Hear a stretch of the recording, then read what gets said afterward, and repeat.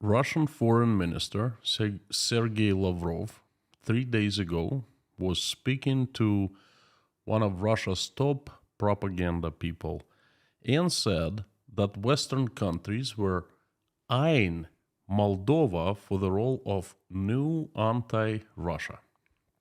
He said that answering the question about what countries could follow the path of Ukraine, Moldova, new anti-Russia. Well, Moldova is an independent country in the very heart of Europe, a part of former USSR, one of the former republics of Soviet Union. It is small but very proud and sovereign. Since the fall of the USSR, it has geared and has been looking towards Europe in particular. It has very close ties with Romania, sharing the same language and same culture, cultural background. Moldova didn't like that statement made by Sergei Lavrov, and Moldovan Foreign Ministry spokesperson Daniel Vode immediately fired back, criticizing what Lavrov said, his statement, stressing that the minister's words were the part of the well-known threatening rhetoric of Russian Federation and Russian diplomacy. In the past, a couple years ago, if I heard that, I'd say, hey, nonsense, nothing threatening there. But now, I say that Vode is spot on. The first question popped in my mind, is Moldova next to be attacked after what I heard Lavrov said?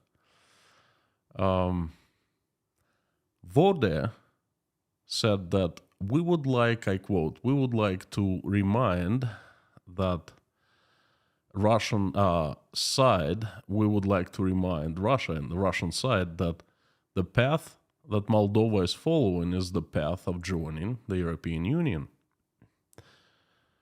This is the decision that our citizens, the Moldovians, made, and we will be grateful to all countries, including Russia, for respecting that decision of our citizens. Moldova has chosen its future, and this future is to be the part of the free world. Now, it could seem like a usual exchange of ministries of foreign affairs of two countries. What is the big deal? Why I named my stream who Russia will attack next, and why am I talking about Moldova and Lavrov and his statement? Well, because I think what Lavrov said is actually huge. I invite you to look much deeper than the surface. Dive into these exchanges. Let's start talking, let's take political twos and start putting them together. And that might give us the bigger picture. Howdy, everyone. My name is Konstantin. Welcome to Inside Russia, where I give you news updates on what I find important and what explains what's really happening inside Russia now. Inside Russia is where usual Russia explained by the unusual Russian. Thank you very much for coming today. Fantastic to have you. And let's talk a little bit, well, a lot, politics. Without further ado, let's dive right into it. Since the fall of the USSR, Moldova has geared up towards Europe. Well, wait a second. What is Moldova? And why is it so important that Lavrov just spoke about that? Have you heard of Moldova before? If you live far away, chances are you haven't. Because Moldova is, like I said, is small. Since the fall of USSR, it has geared towards Europe and has had very close ties with Romania, part of the European Union and a member of NATO. Now, why? Why it has ties with Romania? Why Moldova, the country of 2.6 million people, that's smaller than Tashkent population-wise, why is it so, geared, oriented towards European Union, why people of Moldova have made decision to go west, not the east, not to remain with Russia. Well, let's take a bit of history. Historically, part of the Principality of Moldavia, much of it is today Moldova, it was handed to the Russian Empire under the terms of the Treaty of the Bucharest in 1812, before becoming part of Romania after World War I. So, for a long time, for about 100 years, it was part of Russian Empire, a western part, and a small part too. And World War I, Moldova, went to become the part of Romania, kind of returned to Romania. No wonder that Moldovians share the same language with Romanians and same culture. And very close. It's like one country divided in two, if you look at the map. But the Soviet Union, no surprise, annexed the territory in 1940, only for Romania to retake it in 1941. But the summer of 1944, World War II, during the World War II, it was back in Soviet hands by the Soviet military, of course, when Romania was an ally of Hitler, all right, and the Soviet Union seized the asset, so to speak, the country, Moldova. And Moldova would remain a Soviet republic until it gained independence in August of 1991. So that's a very brief history of the country. No wonder it has ties with Romania. That's kind of discuss a little bit, okay? If a country, any country, its people, its government want to join a union, let's say European Union, or any other country, or join any other country or any other union, no matter what country, no matter what union, if it's a decision, unified decision within that country, then it can join anything it wants to, as long as the counterparty or the counterparties in that union agree and welcome that country to join the union. Makes sense, right? Exactly. Well, the unions it's exactly that. Where the parties have the same goals, the same ideas, the same values, and they join territories, forces, people, the government, governments, whatever. Unions. The European Union is the prime example of that. Many countries have joined the European Union and they get along, they have the same goals, they have the same values, and everything is fine for those countries. So, if a country wants to join a union and other members of such union willing to accept, that is normal. That is okay. That is fine, except if one condition exists. It's considered not normal, even outrageous, if that country that wants to join a union is already a member of another union or under control of another country or under influence of another country. Ooh, wait a second. Now, let's come back to the exchange that Lavrov, Moldovan spokesperson of the Ministry of Foreign Affairs, had with Lavrov. Now, let me quote the entire message that Lavrov, the entire speech that Lavrov gave. Said, Western countries eyeing Moldova for the role of the new anti-Russia. Now, Moldova is being looked after for this particular role. First of all, because they were able to put quite specific methods far from freely democratic. I think he means influencing, Moldovan government. At the head of the country of the president Maya Sandu, who is simply jumping. She's jumping to join NATO. NATO comes into play. She has Romanian citizenship. She's ready to unite with Romania and in general is ready for almost anything. Now, that last statement, almost anything, is quite a statement, I'm not sure she's ready for almost anything. But let's talk about NATO a little bit. Maya Sandu has Romanian citizenship. I don't think it's criminal. Moldova allows for dual citizenship, and tons of Moldovians have dual citizenship with Romanian and Moldovan. She's ready to unite with Romania, which I don't really find that outrageously criminal if Moldovan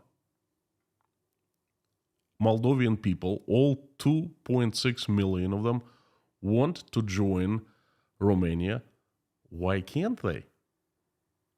Who is to tell them that they can't join if it's we are the people speaking, we are the Moldovians speaking?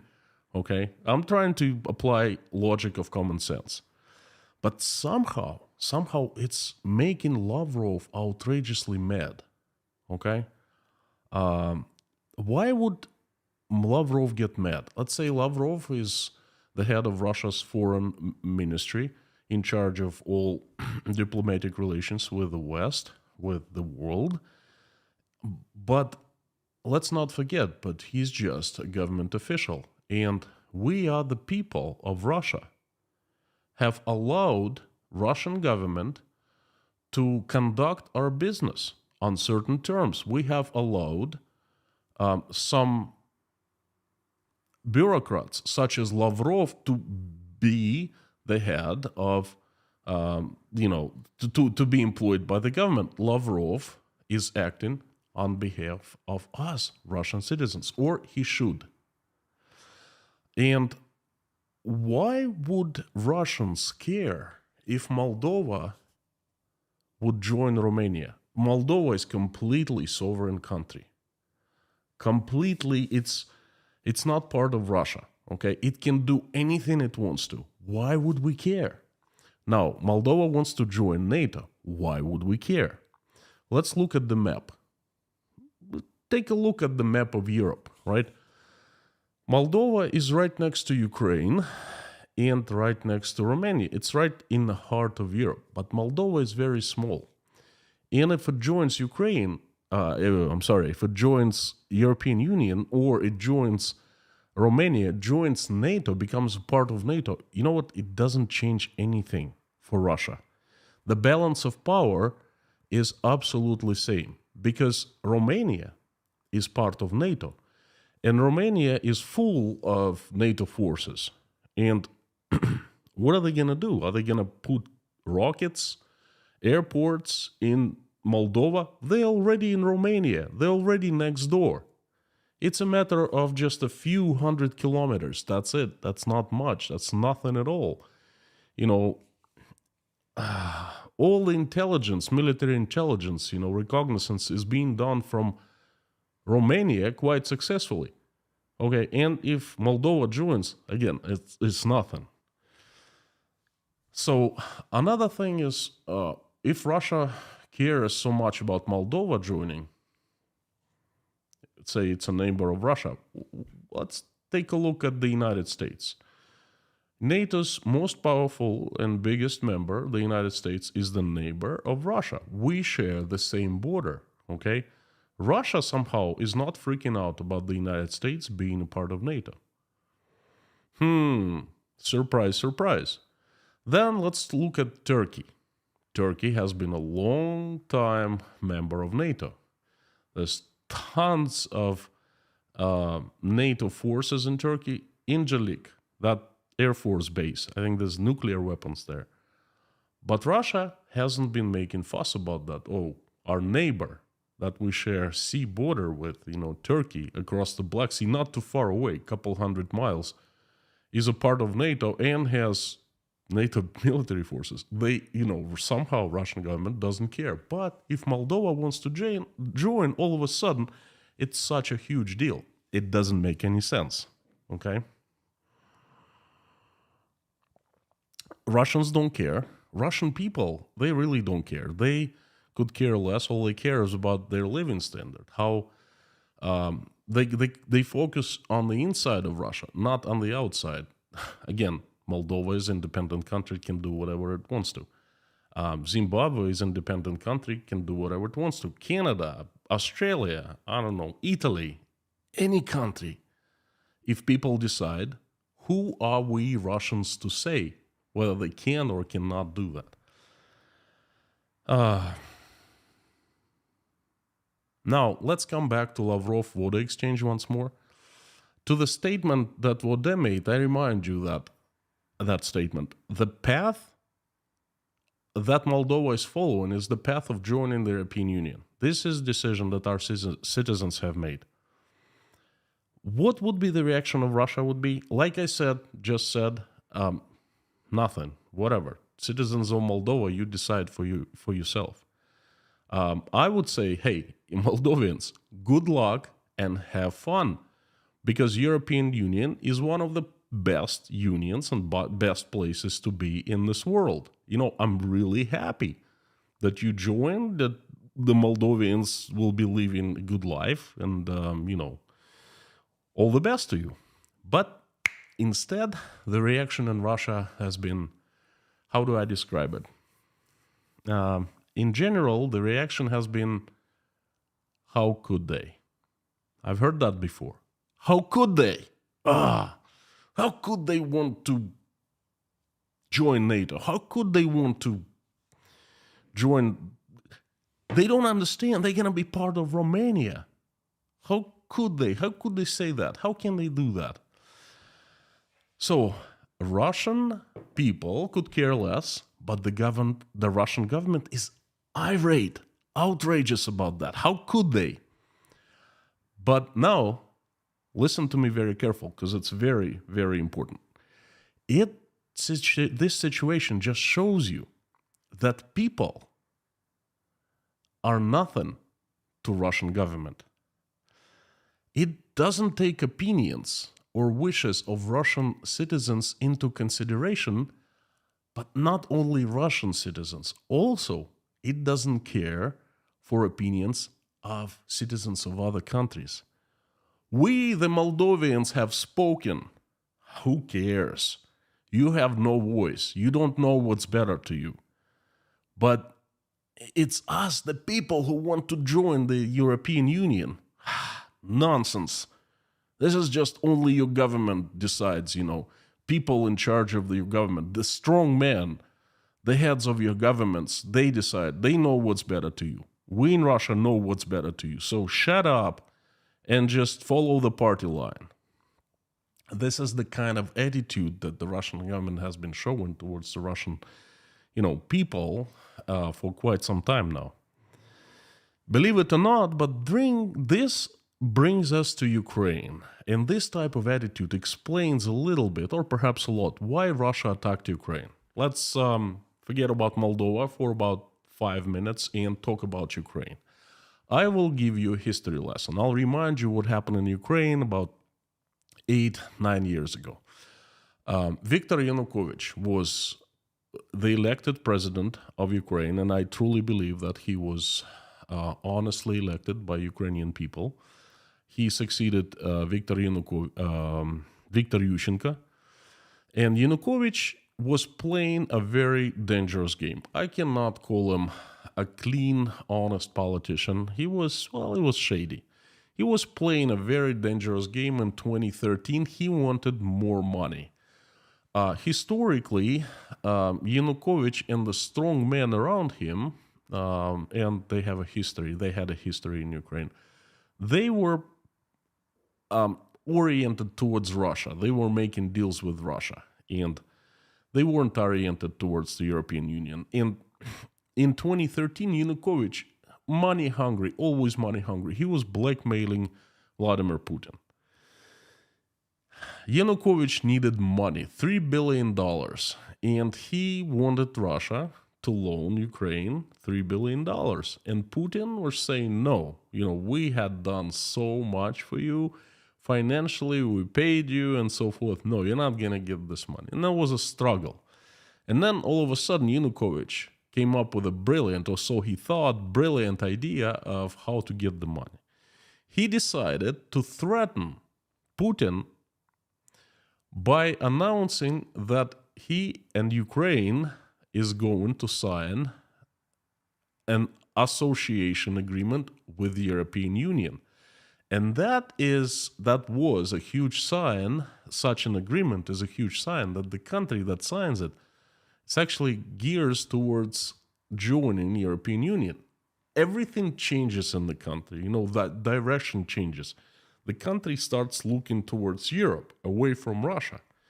And Yanukovych was very close to signing that. And people in Ukraine, they were so happy about that.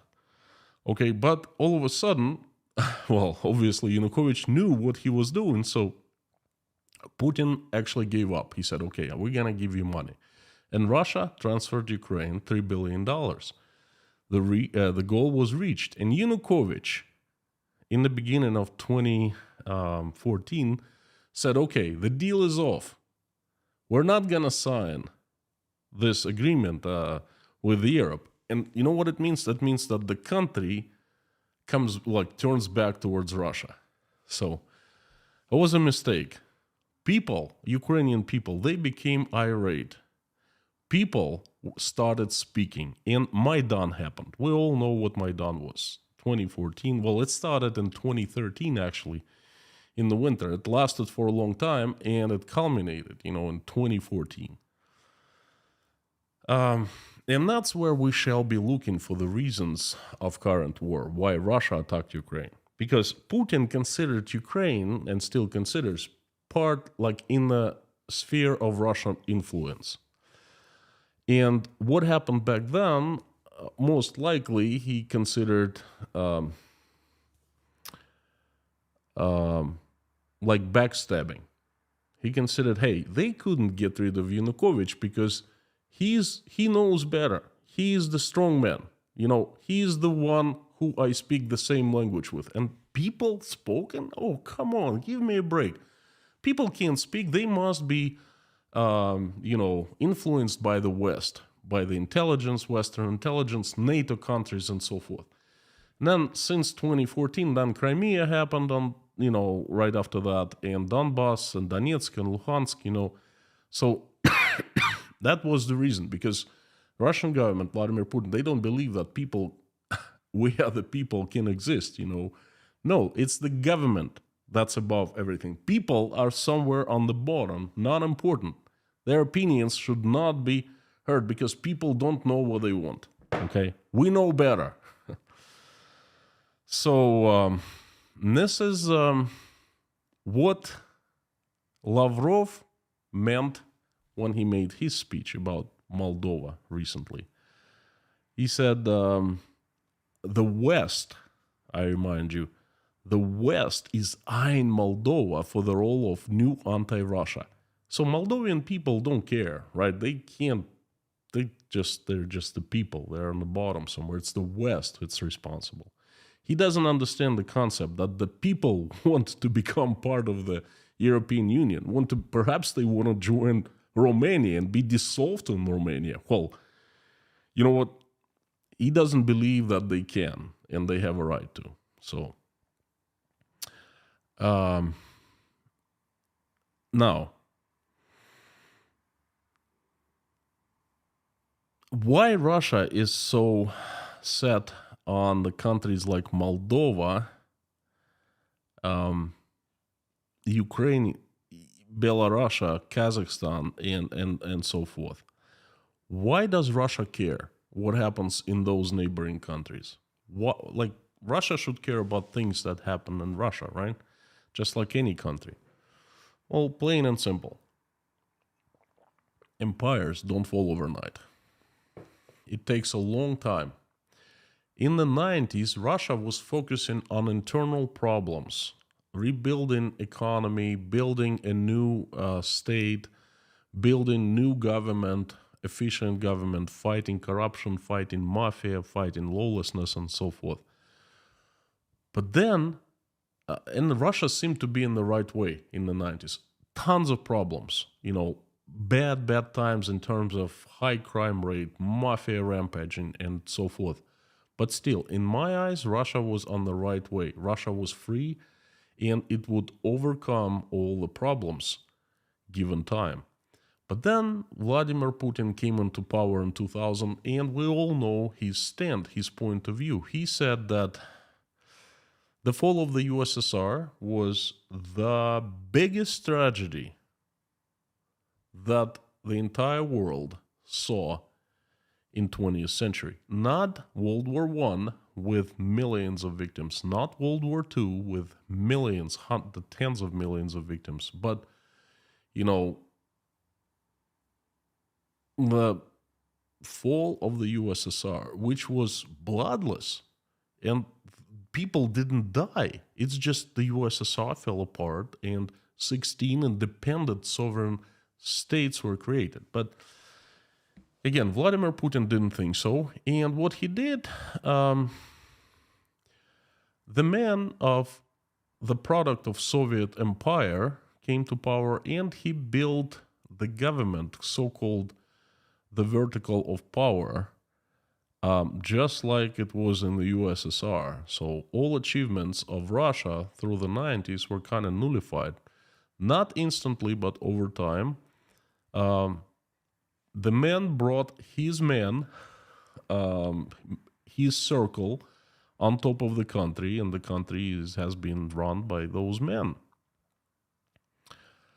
And after Russians fell to the victims of that power shift inside Russia, Russian citizens. Yes, I think Russian citizens are the victims in the first place. Other countries followed. Belarus fell first. As you know, currently Belarus is a complete puppet of Russia. It has signed a union. It's controlled by Russia. And current President Lukashenko has been very dependent on Russia and everything. Now, in the last weeks, he's trying to make deals with the Chinese, and he's basically trying to get out of this relationship. But, we'll see how it works out. So, Belarus is the first victim. Complete influence in the Russian sphere of influence. Because, hey, if the fall of the USSR was a tragedy, it needs to be rectified. Things got to be fixed, right? So let's build another empire. Belarus was the first one. Then who is next? Who is the closest to Russia after Belarus? Ukraine. Ukraine, country run by certain people that Vladimir Putin knew well and understood well, and they got along fairly well. Look at his almost a relative, godfather, one of his kids, Medvedchuk, an oligarch in Ukraine who enjoyed until recently huge influence. Okay, the friends, they're connected. Viktor Yanukovych was the same way. How do I know? Well, gosh, it's very simple. Where is Viktor Yanukovych right now? Where does he live? In Moscow. Does he enjoy protection of Russian government? Complete. Okay. Where does Medvedchuk live right now? In Moscow. Does he enjoy protection of Russian government? Complete protection, 100%. Moreover, lots of so-called Nazis that Russia was claiming Nazis were exchanged for one person, Medvedchuk, in the summer of 2022. So you understand that those people 10, 15 years ago, they were running Ukraine, okay? And they had connection with Vladimir Putin. So obviously Ukraine was closest among all Russians of the post-USSR. And Maidan happens. And Russia, of course, considers this as a betrayal. Country depends on Russia, is in the sphere of influence, all of a sudden is taken out of the sphere. And people, we are the people came out on the streets and change things. People don't know. They can't do that. That's the evil West, And this is where the problem, originated. In my opinion, this is what I think. I don't claim that I'm 100%, but think about that. I'm just giving you food for thought. Ukraine. Let's suppose Ukraine stayed inside Russia's influence. Who would be the next? That's right, Moldova. Very small country with very weak military. If Russia wanted to overtake Moldova, invade Moldova, Moldova is tiny. 2.6 million people altogether, including women, children, elderly, and so forth, Russia probably could do that in the hours. Not Ukraine, but Moldova it could. But there was no need to, because Moldova was kind of, neutral, not making official statements, we want to become a part of NATO. When everything changed? On the 24th of February of 2022, when Russia attacked Ukraine. Moldova officially announced that it wanted to become part of the European Union, and it wanted to become part of NATO as soon as possible. Before that, no such statements were made. Let's say Moldova is the next. Who's after Moldova? Who would be attacked next? Again, how would Russia gain control over Moldova? By replacing the government. If people are not important, they don't care about people, they just replace the government, place their own person. And that is backed by military force. Moldova. Who is next after Moldova? Most likely Kazakhstan. That's another neighbor. That's a close ally of Russia. Russia has a huge border with Kazakhstan. And why the heck not? Used to be part of the USSR. Everyone got along, or so they think, that everyone got along in the USSR. That'd be happy, okay? And if Kazakh government wouldn't agree, then the military force would come and back, so to speak, the offer. Kazakhstan would be made an offer that Russia would make an offer to Kazakhstan that Kazakhstan would not be able to refuse, so to speak. And who's after that? Uzbekistan, because it's right next to Kazakhstan. Who's after that? Georgia. Who's after that? Azerbaijan. Well, with Georgia, Russia had a conflict back in 28. And Russian tanks were as close to Tbilisi, the capital of Georgia, as I think 80 kilometers, 55 miles. So it would take them a couple hours to go to Tbilisi. So look at the map. Russia would have taken all the countries back into the influence, and it would become one big union. Not Soviet Union, but they would come up with a different name for that union. So I think it would be Moldova next. After Ukraine, then Kazakhstan, then Uzbekistan, then Georgia, then Azerbaijan, perhaps Armenia. But my friends, that all could happen in a fantasy world. In the real world, I think it's absolutely impossible. And Russia will not attack anyone anymore. There are 3 reasons for that. Reason number 1. There is no military or economic strength to attack anyone anymore for a long, long time, for decades. Russian military turned out to be, not what the image of the Russian military was before the war with Ukraine started. It turned out to be quite a different thing. And Russian economy is going down big time right now. Russia has been isolated. Russia has been cut off technologies. Russia has been cut off ability to export its natural gas and oil, biggest revenue makers for Russian budget. So therefore, Russia is losing money catastrophically fast, and it'll keep on losing money. So The biggest problem of Russia will be maintaining more or less normal economy for the years to come now. So it has no military or economic strength to conquer, to attack anyone anymore. Moreover, what is it doing in Ukraine? It regroups very fast and very often, okay? And Ukrainian forces pushing forward, and Russian troops keep on regrouping, as they say that. um, it can't do anything in Ukraine, let alone other countries. Reason number two, there's no support in the world, only isolation. When Russia has no support from anyone, it means that the country it would attack would have support of the entire world, just like Ukraine. Ukraine has the support of the entire world.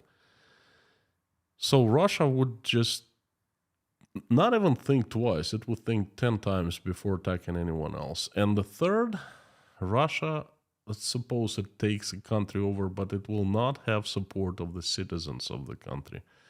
Like Ukraine is the prime example of that. I think that Russian leadership thought that Ukrainians would welcome Russia, okay? But look what is happening. Russia and Russians are actually hated in Ukraine. The Ukrainians giving up Russian language voluntarily. They don't want to associate themselves with Russian culture anymore. And this exactly same thing would happen if Russia were tried to occupy any other country. So not one single country's population, no people want to return to the USSR. Trust me on that. I've been to Azerbaijan, I've been to Kazakhstan, Uzbekistan. I know what I'm talking about. People here hate the USSR. They have tremendously bad memories about that. No way anyone wants to come back to that time. So you can trust me on that. So there are three major reasons that Russia will not attack anyone, will not invade anyone for years, generations to come. Therefore, I believe that there will be no next target. Moreover, Russia's target that will remain for the generations, the only target is Russia. Russia will be attacking itself for years and decades to come, just like it has been doing for almost a year now. And this has been my message. Thank you so much for coming, giving me a chance, watching and listening. I would like to ask you to share your opinion on what I have just said. I would like to turn on the comments and hear your questions, which I will try to answer, and your questions, which I will try to answer in your comments. It'll give me an understanding of what you think. So please share and let me know what you think. Before I turn on the comments, I ask you to do two things. First, please help spread my message by sharing, making posts in your social media accounts. And second, please join my Telegram channel called Inside Konstantin's Russia. The link is in the description below the live stream after it ends, so we can keep in touch easier and you can get announcements about what happens on the channel. Thank you so very much for coming. I am turning the comments on now.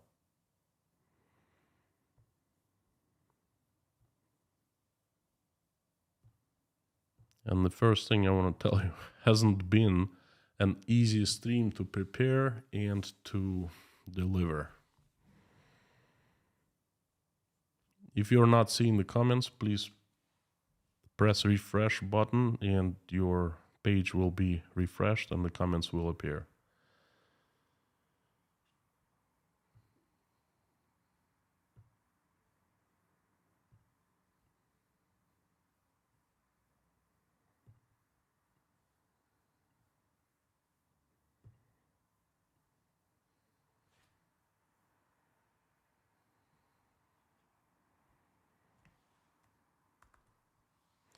the mods, Mommy, Lorna, Harry, Black Cat, Bob, Amir, howdy.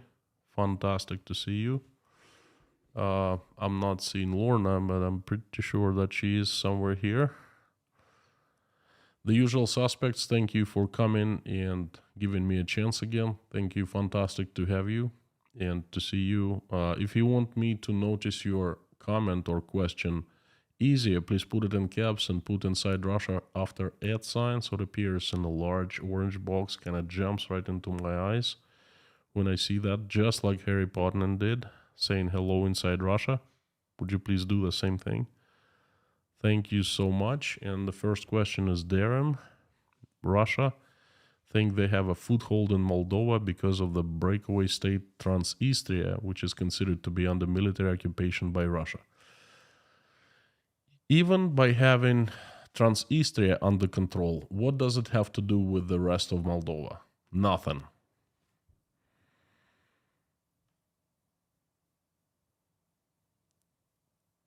Tadas, hello from Lithuania. Howdy, my friend. Thank you.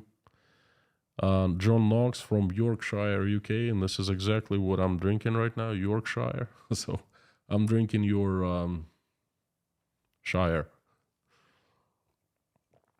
Yorkshire by Taylors of Harrogate.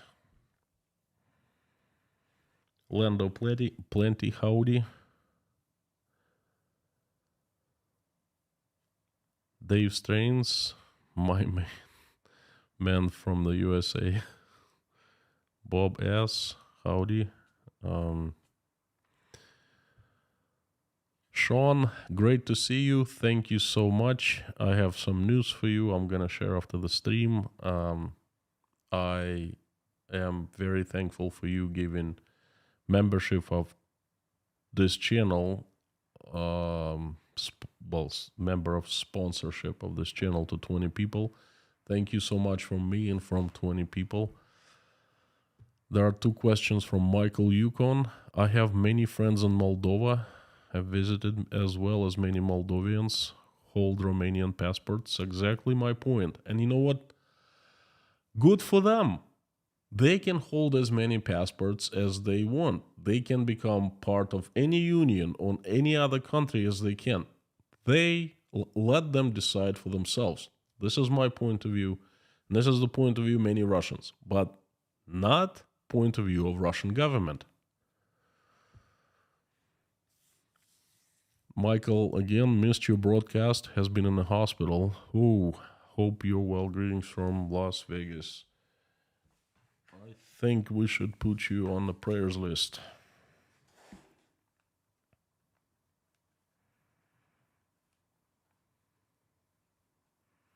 There you go. I hope it's nothing serious. Mikey Paduch, thank you so much for your support. I appreciate it very much. Thank you.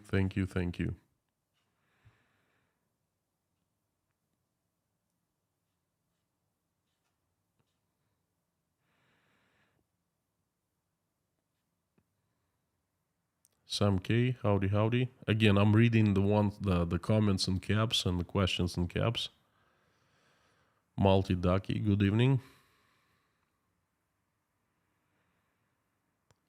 Florinescu, you're from either Moldova or Romania, judging by your name. Moldova is quite divided. A lot of people would welcome the Russians where they... What?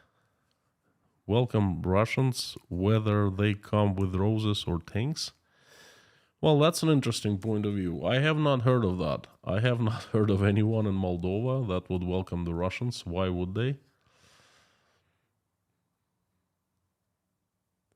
If I may ask you a question, Florinescu, do you think that Moldovians think that their president is legitimate and the election was democratic? Would you please answer that question?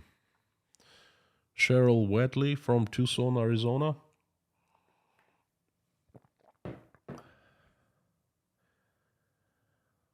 Howdy from New York, says Rudy Kaisley.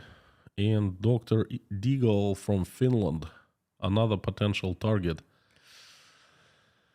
Well, I don't think it's a potential target because I think potential targets that Russian government can justify as targets are the former republics of the Soviet Union. Because, hey, they belonged to us in the past and they will belong to us now. That's the type of attitude. I don't believe that Finland is... Finland has been considered a part of the Western world for a long, long time. I don't think anyone would touch it. That's just my opinion. Baldrick's Turnip, howdy. VG, hey, love your streams. How likely do you think Baltics would also be attacked?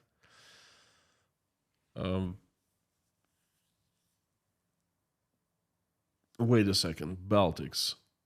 Aren't Baltics part of NATO? How can they be attacked if they're part of NATO? Russians are not crazy. Just a little detail, but it's a huge showcase to show you how Russian government and Russian leadership, probably few people inside Russian government, they're so deathly afraid of confrontation with NATO. When the rockets fell in Poland next to the Ukrainian border and killed a Polish, Poland is a part of NATO. Oh boy.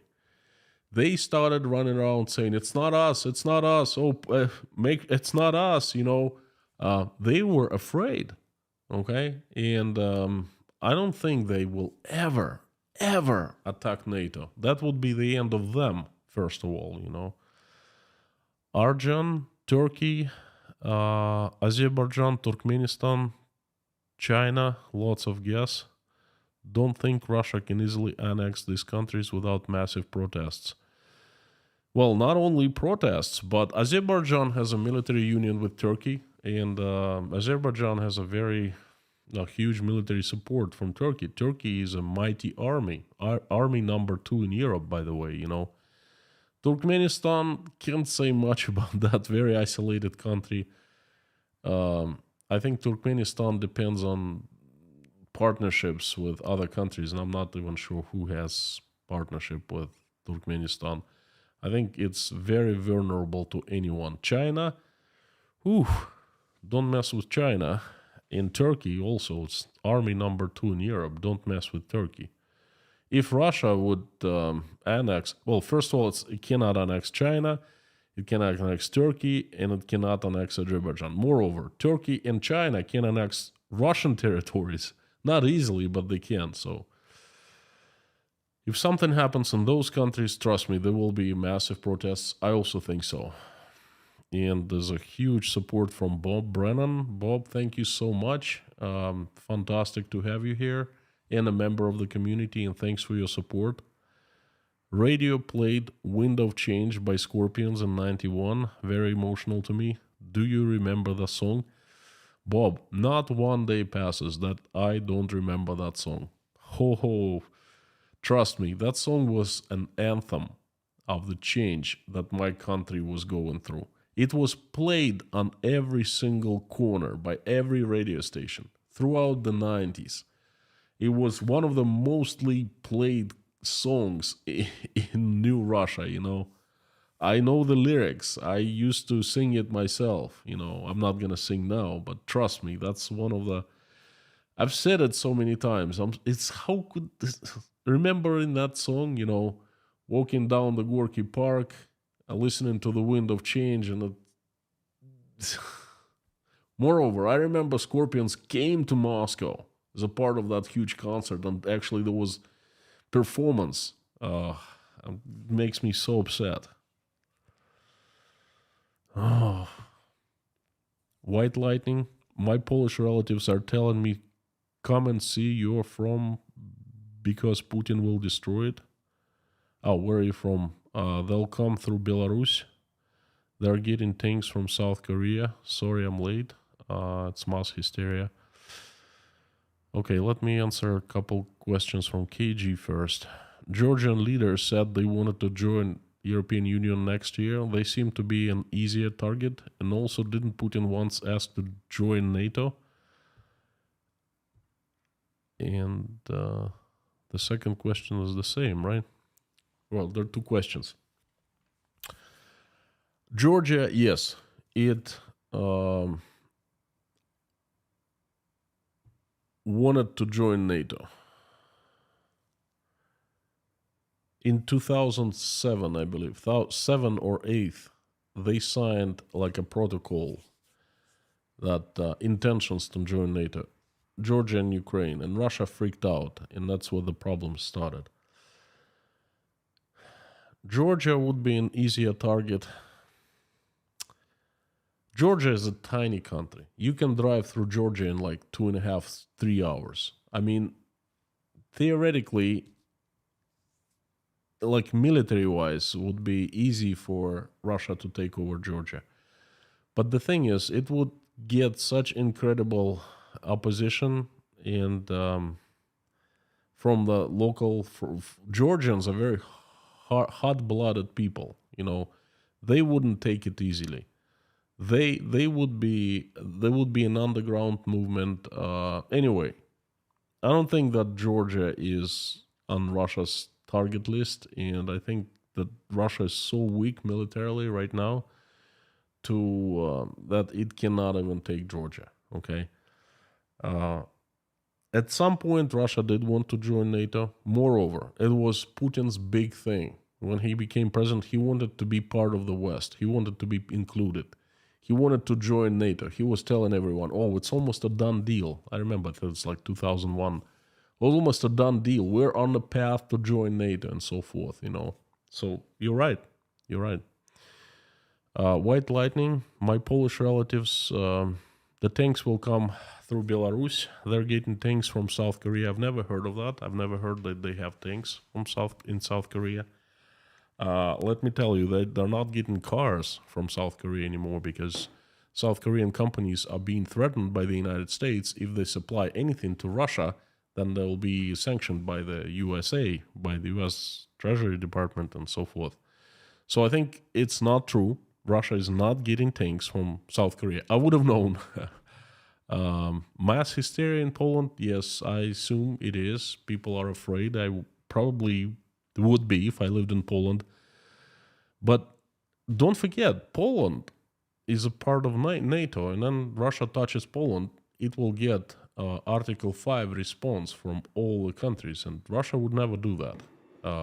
They want to live, these crazy people in Russia. They don't want to die.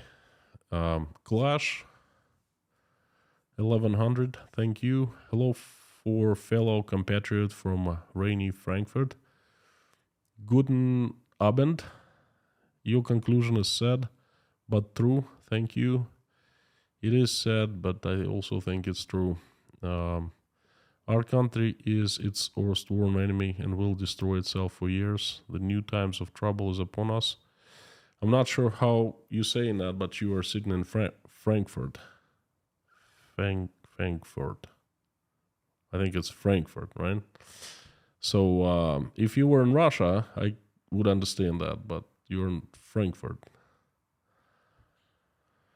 Maxine Thibault, thank you for your support and question. How long will it be before the public of Russia begin to change their impressions of Putin's government? What can they do to change Putin and his way of governing?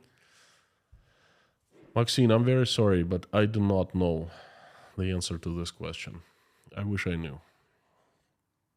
I have been doing the best I can to help and support. I've been doing it step by step, but I'm just a small guy, and I'm not sure how much it helps, but I'm doing the best I can. I cannot speak for the others. Amanda, thank you so very much for your support and question. When it becomes obvious that Russia is going to fail, how do you think Putin is going to react? If even Crimea is lost, do you think he will take the loss or try to take everything down with him? He will not have a chance. Other people, well, let's put it this way, he'll be replaced. he will not have a chance to take everything down with him. So if Crimea is lost, then that's the end of him. Grace Philosophy, howdy, howdy, our dear friend. I'm finally able to catch a live. Great, I can only listen, but whatever you say, hi to you, your precious family and beautiful mods. Usual suspects, all lovely people here, my love and prayers. Grace, I'm looking forward to hearing the good news from your daughter, and I hope that you have recovered. Please drop me a line to say that I hope that everything is okay in a Patreon. I also left you a message. Great to see you. Finally, you are with us live. Thank you. Fred B. Block, thank you so much for your support. And we have another question from KG1. Georgian leader said, I already answered that question. Dave Strains, welcome to Inside Russia. Dave, welcome. Thank you for becoming a sponsor. And there's a question from Jekyll N, which is shocking because usually it's just support without message or question. Very glad to answer.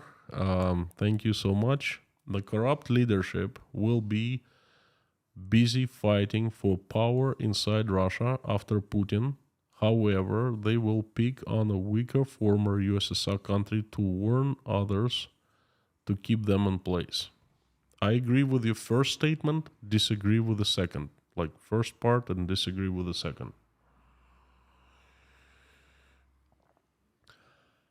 The corrupt leadership will be busy fighting for power inside Russia. Yes, there will be a huge dogfight, the power struggle. They will not have any resources to pick on a weaker former USSR country because right now there are no weaker countries. All countries have or are in the process of making themselves safe. Let's take a look at the Uzbekistan. Uzbekistan is afraid of Russia. I've talked to Uzbek people. They're saying, hey, Russians might come with tanks. They will kill our, people. We're afraid of that. And guess what? The Uzbek president is making a union, making, some kind of agreements with the Turkish president, Recep Erdogan, seeking for his support. Not only Uzbek president. Vladimir Putin came to Samarkand as a part of a huge meeting for Central Asian countries back in September, or early October, I believe. But after 2 months later, Recep Erdogan came and created his meeting. And he offered support of Turkey to all Central Asian countries because he is increasing his influence, Turkish influence here. Okay? And a lot of countries have responded because they don't want to align with Russia. They're afraid of Russia. They need some kind of a different protection. They don't want to align with China either because, hey, it's hard to say who's worse, Russia or China. But Turkey seems like an easier partner, like more safer partner. So they making deals with Turkey. Who can Russia pick on right now? Armenia is backed by the United States or in the process of being backed. Azerbaijan has one army with Turkey. Turkey will back Uzbekistan. Kazakhstan, China is in cahoots with China. The Baltics countries are part of NATO. Moldova, big question, but I think that the West will back Moldova up now real fast. And that's it. Who can Russia pick on? What weaker country? Please let me know. Armenia? No, I don't think so. Clash 1100? I'm from Russia too, but moved to Germany last year. Russia will always be my country. And the fact it destroys itself hurts me even if I save in my exile. That's what I wanted to say. Understood. Thank you for clarification. Thank you so much. Unfortunately, you're right. And fortunately, I don't know. Fortunately, you agree with me on Russia destroying itself. I think it's very easily to see once you're outside of Russia.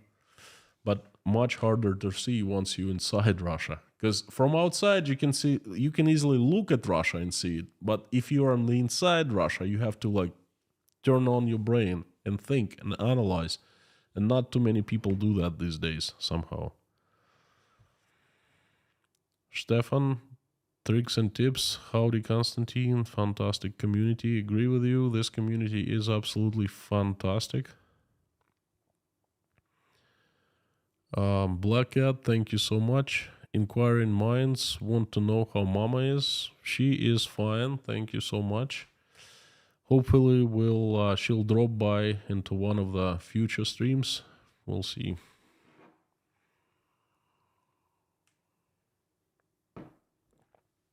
Ken Patterson, I'm late going back to start. Well, check it out. I think it's a pretty important and interesting message today. It definitely is food for thought. Carmen V, howdy.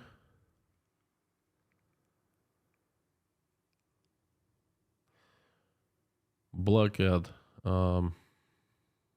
thank you so much for notifying every one of the scammers. Nightbot, the heavy artillery comes into play.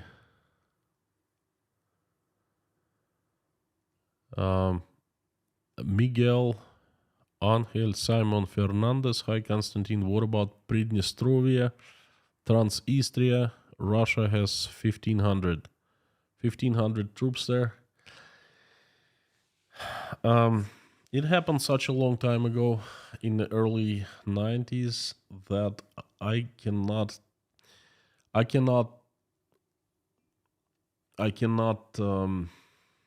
comment on that. I really don't have the true information on what happened there, and I just simply don't want to misinform you. What I would like to do is to speak one of the Moldovians about that, and then to hear the Moldovan point of view about what happened to Pridnestrovia. I know there was a war there, and the Russian troops are still stationed there.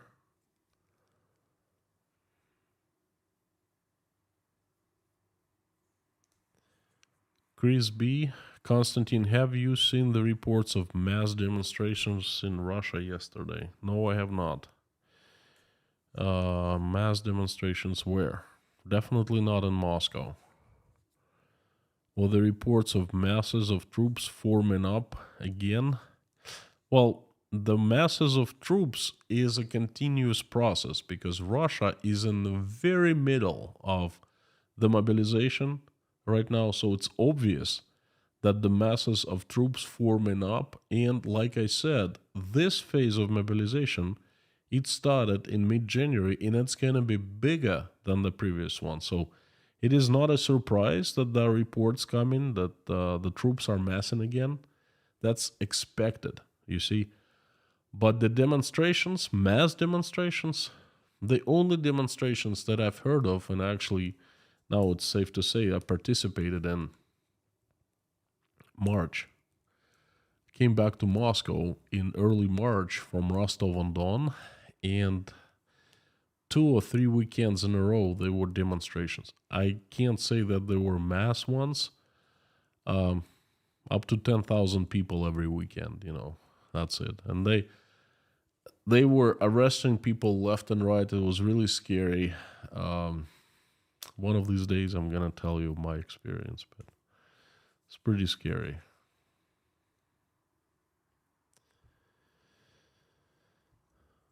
Matt's fan, howdy. Thank you, welcome back. Putin is the king of paranoia. At this point, I don't want to know what the king of what he is, Rope access work. Sweden cannot count on help from Turkey until we hand over political refugees and change the constitution so that it suits Turkey. Well, you know what? You definitely can count on the help of other countries, such as Scandinavian neighbors and the European countries and Turkey. Well, Turkey will be dealt on if worst comes to worst, trust me, the United States will deal with Turkey and then they will let you join NATO. All this ordeal with Sweden and Finland is for the Turkish president to get some kind of a leverage, to get other things. Perhaps from the United States, perhaps from your governments, I'm not sure. But I think they're just using this political oppositioners as an excuse. That's all. Damien De Silva, the man with very brilliant questions, as always, or statements. Welcome back. Thank you, Damien. Great to see you. Russia's next target is itself. The war on its young, its talented, and its future has already begun. Hey, this is what I finished my stream with. This exactly phrase, if you haven't seen it. It's hard not to agree with that because, look, the young are dying in Ukraine. The talented have left. I'm seeing the talented all around me. And the future is under big question, let's put it this way. So, yes, Russia's next target is itself. It has been fighting itself for the past 11, almost 12 months now. York Asmussen, thank you so much for the statement. Transnistria victimhood next. Well, I'll be watching. I'll be giving you news updates. I don't think Russia will touch anything, any country, anyone anymore. Ogi1, I started late, but I feel that your comment at the end of the stream about the Russian government attacking its own people is spot on. You also reminded me that Kazakhstan is at risk. Thanks. Well, let me tell you something. Kazakhstan is at risk. Kazakhstan is aware of that. Kazakh president has started speaking against what is happening in Ukraine right from the very beginning. Moreover, he insulted Vladimir Putin openly at Vladimir Putin's home in St. Petersburg in May, saying that they were sitting face to face and there was a St. Petersburg Economic Forum, the annual event. And the President Tokayev openly sent right into Putin's face that Kazakhstan will never accept independence and, these new provinces, Luhansk and Donetsk, becoming part of Russia. Little did he know about other provinces, okay? And that was a huge insult to Vladimir Putin. And the rhetoric of President Tokayev has been very anti-Russian. In the latest laws they put in place in Kazakhstan right now, they're making it more difficult for Russians to reside in Kazakhstan, to be in Kazakhstan. They want Russians to leave the country. And they're making deals with Chinese quite a bit, economically and I think defensively. Jason Carney, thank you for coming back and thank you for your huge support. Thank you. I appreciate it from bottom of my heart, from me and Natasha. Thanks for being the serial supporter. And you have given the sponsorship to 10 people. Thank you so very much. NZ from, is this RON, Romania? What Russian people know about Moldova and Romania? Well, you caught me by surprise by your question. In the stream, in the message, I gave a history lesson on Moldova and Romania. Short history of how Moldova went to the Russian Empire. Then it became part of a Russian, part of Romania after World War I, then part of the USSR, then back part of Romania, then USSR seized Moldova in 1944. So this is what Russians know. Many Russians know that. We didn't know in the USSR, they didn't teach us that. But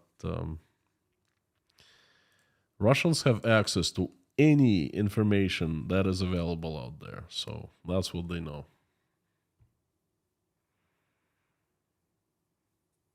Karano, good evening. Thank you so much for stopping by. Wanda from Portland, Oregon. Howdy. Rick Alice. Ricky Patterson from Denmark. And Emotional Engines is here.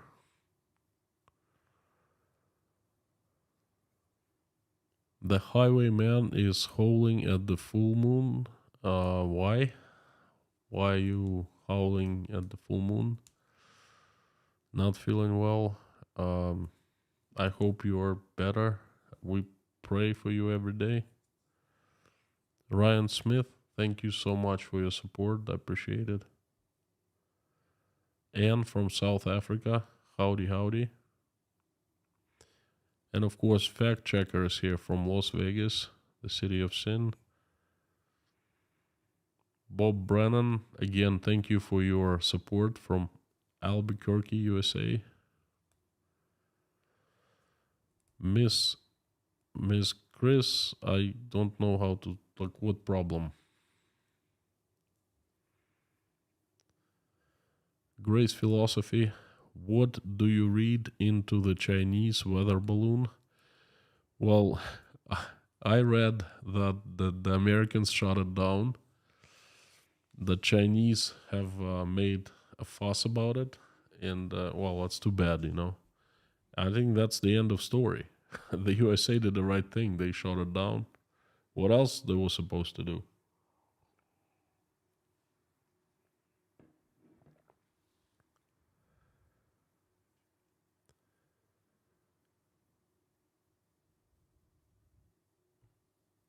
XYZ, thank you so much.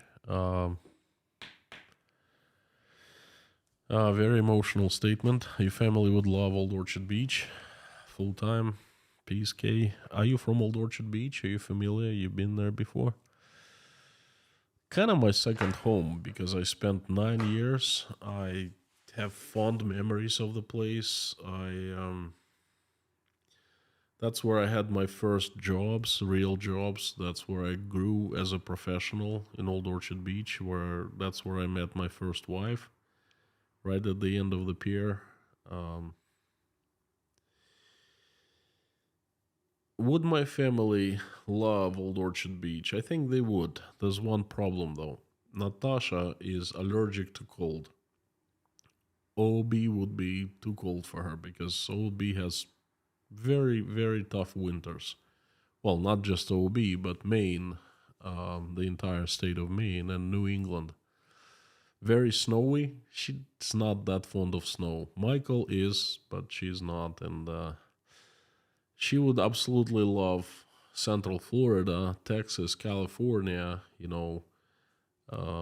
warm states. Not so sure about Old Orchard Beach. I absolutely love the place, though. It brings me good memories, and I would, in a heartbeat, would move there.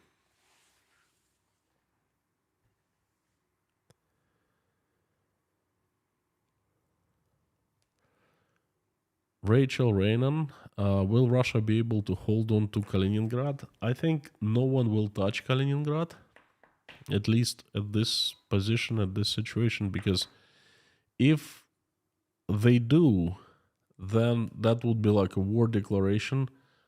Ukrainians cannot do that, but if a NATO country would do, then Russia would retaliate. So I don't think anyone would attack Kaliningrad. But if people of Kaliningrad decide to secede, I don't know what would have happened. What would happen? Well, I just was just we have to wait and see. No.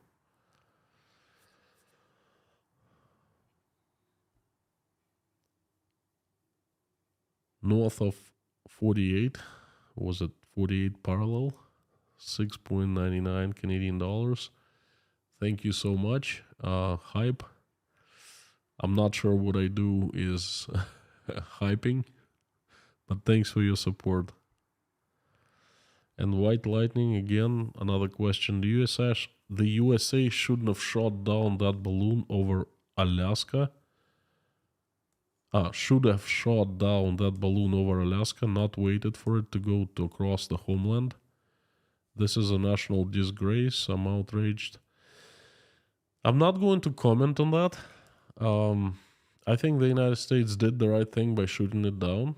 If I was a citizen, I would welcome it. But it's up to you, my fellow American friends, to decide whether you should have or you shouldn't have. I'm not poking my nose into your affairs.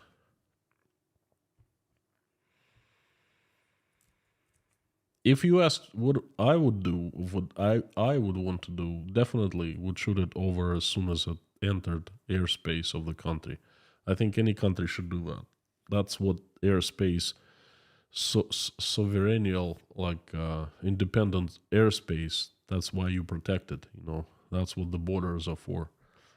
Damien, Canada and US, we also have a West Coast. No cold problem here, my friend.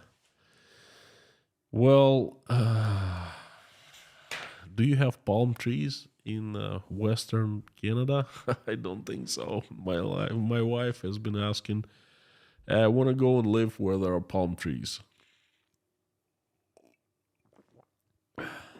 Sunshine, plenty of sunny days, and palm trees. My wife has been through a lot, and if she wants something like that, that's definitely I would let her decide. Okay, I'm so grateful for her for her support of what I do, for her being my partner, my friend, my wife. Then I would do anything that she would ask. She wants to go live on the North Pole. I would say, hey, let's go to live on the North Pole. She would want to go to like Antarctica. It doesn't matter. You know what I mean?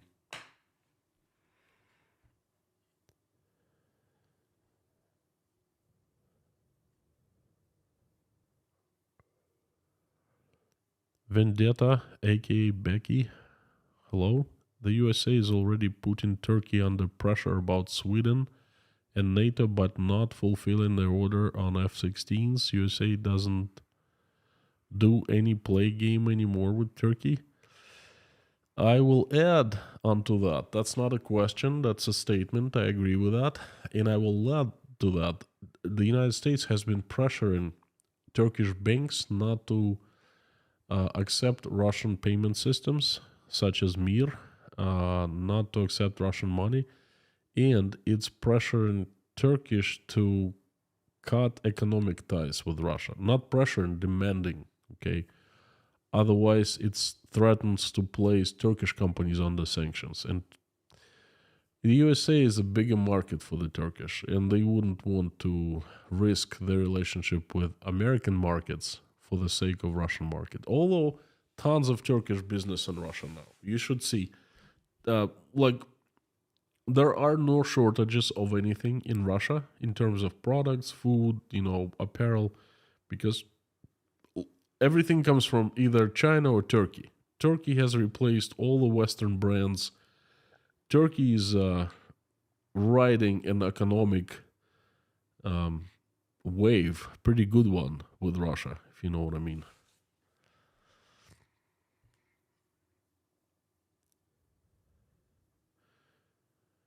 Easy Tiger 10. Does Putin believe what he says in his speeches? Let's ask Putin. I don't know. Sometimes from afar, sometimes it seems he does, sometimes it seems he doesn't. Sometimes I think, well, he possibly could not believe in what he just said. But perhaps he does. Timbulas, Kazakhstan, new visa limitations for Russians. What do you think about that? I think that lots of tens of thousands of Russians will flock into Uzbekistan very soon. I think that the prices will go up again. I think that the rents will go up. They're incredibly high already. They're as high as in Moscow, which is unheard of for Uzbekistan. And as soon as Russians will start moving to Uzbekistan from Kazakhstan, the rents will... There will be many more Russians in the Tashkent International Breakfast Club. That's what I think.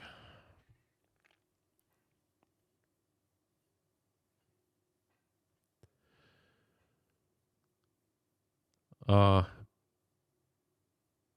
Peja, rock and roller, Serbia is with you. Keep it strong. Nothing of that crap will ever happen. Thank you, brother. Thank you so much. I also hope that none of that crap will ever happen. Thank you. Martin Wagner, Moldova isn't really essential for Russia. Ukraine, as an intended NATO fortress, was a completely different ballgame. Disagree with that. I disagree with that. It's not about NATO fortress. There are NATO rockets right next to Russia in Turkey. Okay? Baltics, the Baltics countries, they're like what, 2 hour drive from St. Petersburg? 40-minute drive, something like that, That's a fortress, NATO fortress on top, okay? But Ukraine, no. It's just the principle. The country, huge country, powerful country, rich country, Ukraine, falling out of the sphere of influence of Russia. That was the main reason. Again, I could be wrong, but that's what I think.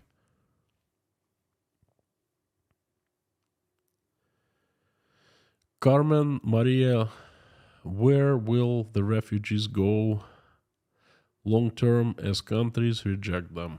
Carmen, I want to end the stream right here, right now, because, well, I know I won't, but this is a desire, because you hit the soft spot. I don't know. This is what I am wondering myself, and this is, I am, what can I say? I am sitting right here in front of you, a refugee, the person who lost his country, and I'm thinking where to go next. In other countries, pretty much rejecting, saying, we don't want you kind here. Stay where you are, or go back to Russia. Go to the meat grinder, go to prison, go fight Ukraine, That's the messages many countries send by not accepting us. Kieran Whitefield, thank you so much for your support. And I see Brianna B. Howdy, Brianna. The next 2 months, I think, will determine what the future holds for Ukraine. I will always pray for peace like you do, Constantine. Brianna, I think you are absolutely right. Thank you so much for coming. Great to see you. You're a little bit Russian because you spent so much time in Volgograd. That turned Stalingrad again, in case you didn't know. Yeah, a couple days ago, unfortunately. But anyway, thank you, Brianna. Graham Davis, was there not some separatist disputed area in Moldova that Putin wants to exploit? How the ex-prisoner Wagner returnees being greeted? 2 questions. Yes, there is a separatist disputed area. It's called Transnistria, Pridnestrovia. Like I said, I'm not an expert on that. I apologize, but I don't want to say anything to misinform you. I would like to hear a Moldovan point of view on Transnistria. How are the ex-prisoner Wagner returnees being greeted? I don't know. I hope they're not being greeted good. This is a disgrace and shame. It's one of the darkest pages of my country that they take the prisoners, murderers, rapists, cannibals, you name it, and offering them freedom if they fight for 6 months in Ukraine. And actually, some of them survive, and some do get freedom. One guy who murdered his mother, a pensioner, who got her pension, and he was just taking her money away, and she refused. So he took a hammer and beat her to death by hammer. he was sentenced to like some 20 years, and he served 6 months in Ukraine, not served, but fought, and then he was given freedom. In the cases like that, and this is I can't even explain how shameful that is. I don't know what to say to you, okay? I'm pretty good with words because I've done like 365 streams already. But in this particular case, I don't know what to say. This is a double facepalm, and it's like one of the darkest, most shameful pages that I know about my country. And it's happening right here, right now. Well, right there, in front of our eyes. Rope access work. Thank you. The advantage of moving to the North Pole is that all the walls of your house face south. That's a good one. Well,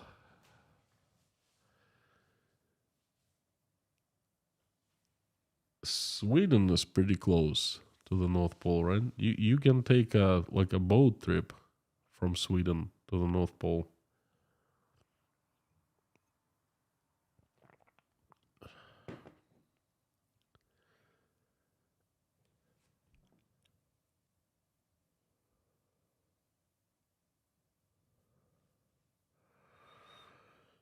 Oi, my friends, time's up. I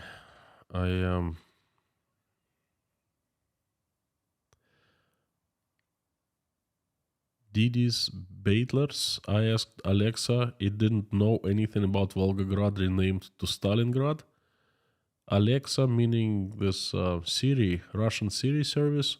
Well, guess what? Officially, it's not renamed. But if you go to the city now, the city limits say Stalingrad. Google it. The pictures are all over, and the whatchamacallit, the video YouTubers actually went and filmed it. So not official, but it's a fact.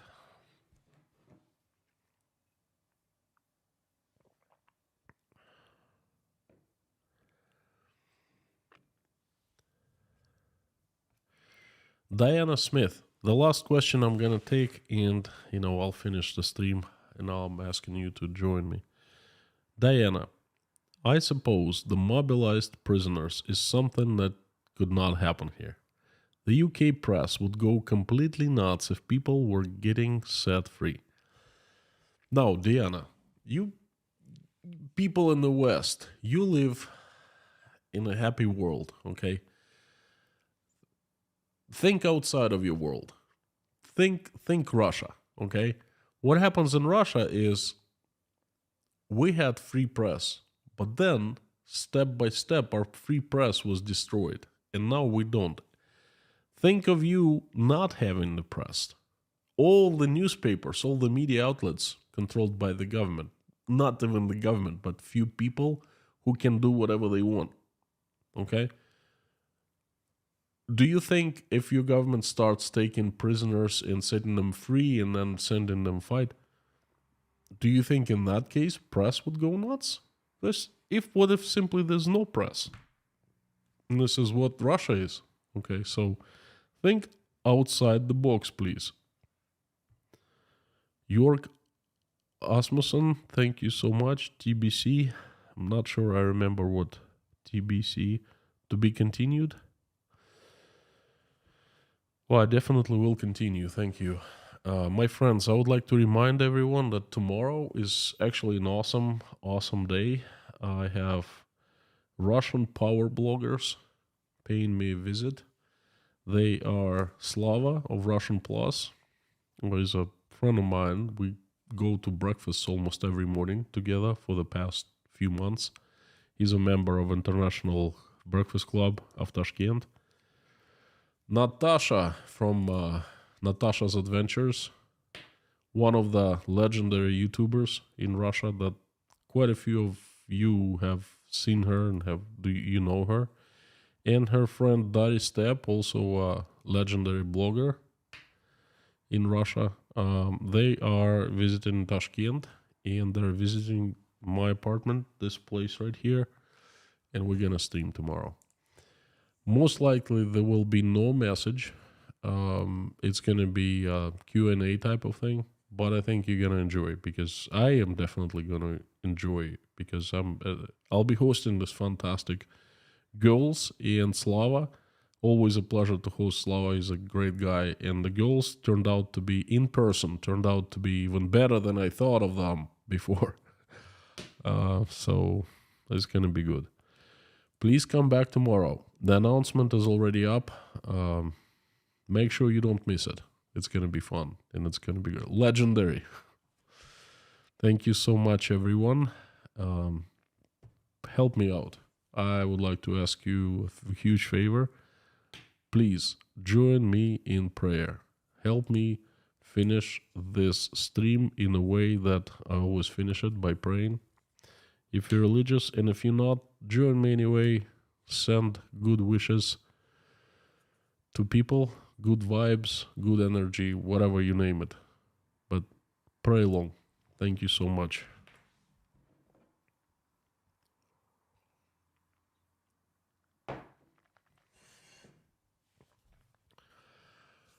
Dear God, our Lord Jesus Christ, thank you so much for giving us this life, this week. Thank you for giving us good weekend. Thank you for putting food on our tables and giving roofs over our heads. Thank you for surrounding us with people who we love and who love us. Thank you for our children. Please help our children, keep them safe and healthy, and give us wisdom so we raise them the way that when they grow up, they become better people than us, and they will make this world a better place. We'll never fight in wars. Please help stop the bloodshed in Ukraine. Reach out and touch the hearts, souls, minds of people who are responsible and capable of making such decision. Have them wake up from their lethargic sleep. Have them realize what they have done, what has happened.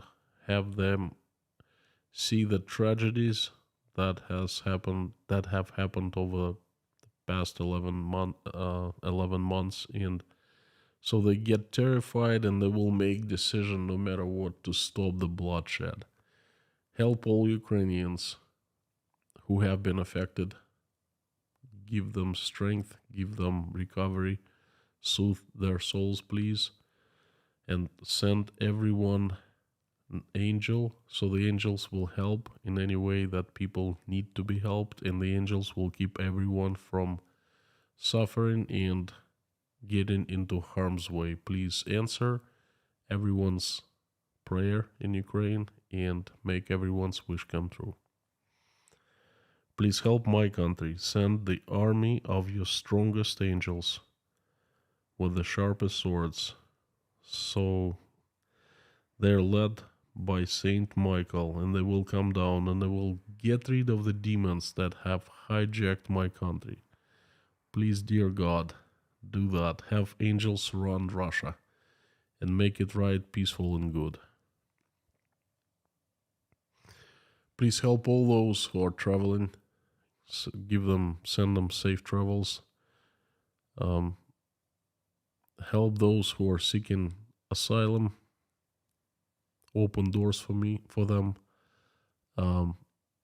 Send the good people for them and their way, and send help their way too. Please help those who are helping Ukrainians. God bless them. God bless those who are opening their hearts, wallets, homes, doors. Help them, please. Help those who are hungry, homeless, jobless, struggling with their faith, sick. Send them addicted, depressed. Please send them your help. Send them your angels, show them your love, and surround them in your light. Send people miracles. Please give us peaceful skies. It's currently the thing that we need the most. A lot of us need the most. People in Ukraine need it very much. Please send them the peaceful skies and all of us. Please send peace and protection to all the countries so they are defended well from any kinds of attacks and people inside them live freely and peacefully.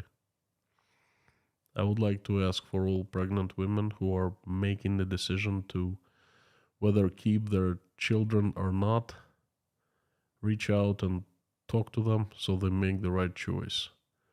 Thank you for giving us opportunity to come and form this community. Thank you for letting us come and pray together.